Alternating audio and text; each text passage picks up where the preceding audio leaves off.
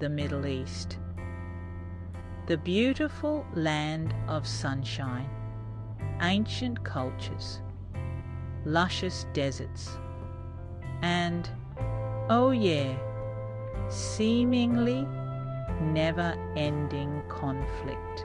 Just when you thought it couldn't get any more complicated, Israel's Benjamin Netanyahu launched a military operation in Gaza, a Palestinian city in the Gaza Strip.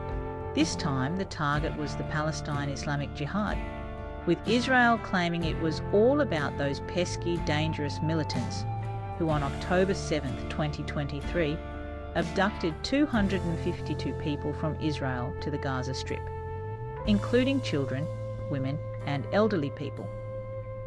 And of course, as with any good geopolitical drama, the White House had a front row seat. Yeah, they can't help themselves. President Biden, always the diplomat, declared that Israel has a right to defend itself. But he also threw in a little condition, a red line against actions that would be excessive. Now you might be thinking, a red line? Like a real actual line? Perhaps drawn in the sand with one of those comically oversized novelty pencils? Well, slow down. Because in the world of international diplomacy, red lines are less about actual lines and more like suggestions. They're more like the recommended serving size on a tub of ice cream. You know it exists. You might even acknowledge it for a fleeting moment. But are you really going to let it dictate how much ice cream you eat at 2 in the morning? Probably not. Now, remember how Biden mentioned that red line? Well, things got a little awkward when Israel decided to launch a ground invasion of Gaza. This wasn't exactly what you'd call a staying within the lines kind of moment. It was more like colouring outside the lines, then setting the picture on fire, and then maybe accidentally dropping the burned remains on the carpet. Not ideal. One might assume that a ground invasion, with all its implications, would constitute crossing this metaphorical red boundary, but the White House, in its infinite wisdom, assured us that no, everything was still fine. The red line, you see, was still there. It's just that, well, maybe it wasn't so much a line as it was a dotted line?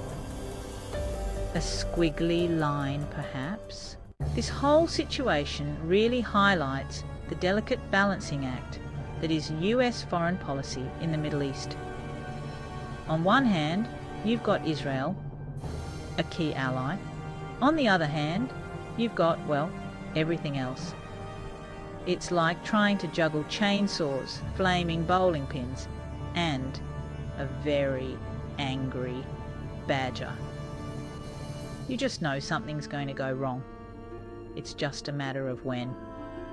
And then there's Biden, stuck right in the middle trying to keep everyone happy. It's a bit like watching a dad trying to break up a fight between his kids, while simultaneously trying to assemble an IKEA cabinet with missing parts. Everyone's yelling, nothing makes sense, and you just want to go inside and watch reality TV. Of course, no discussion of political manoeuvring would be complete without mentioning the fine art of the carefully worded statement.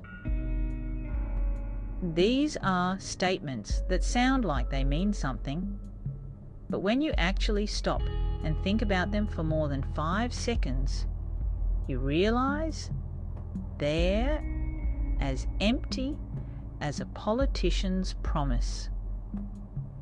For example, the White House expressed concern over civilian casualties. Not alarm, not outrage, just concern. It's the kind of concern you express when your neighbour's dog barks a few times too many. Not when,